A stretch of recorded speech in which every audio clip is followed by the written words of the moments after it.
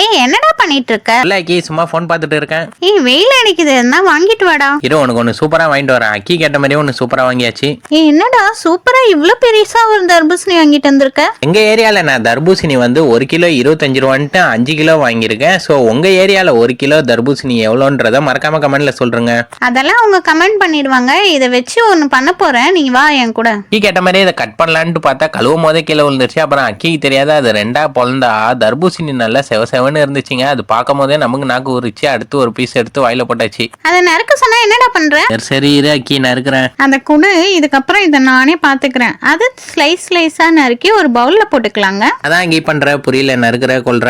ஏய் வாயை மூடிட்டு கம்முன்னு இருடா. இப்போ இதுல கொஞ்சமா சில்லி பவுடர் தூவி விட்டுட்டு, கொஞ்சமா சால்ட்டையும் தூவி விட்டுட்டு, அதுக்கப்புறமா லைட்டா சர்க்கரையும் தூவி விட்டுட்டு, இப்போ ஒரு லெமனை வந்து கட் பண்ணிக்கோங்க. கட் பண்ணி அதை வந்து அப்படியே அழகாக மேலே மலைசாரல் மாதிரி தூவி விடுங்க. இப்போ இதை நல்லா ஒரு குலுக்கி மிக்ஸ் பண்ணிட்டு எடுத்து சாப்பிட்டீங்கன்னா அப்பா வேற லெவல்ல இருக்கோங்க. இந்த இப்போ இதை சாப்பிட்டு பாரு.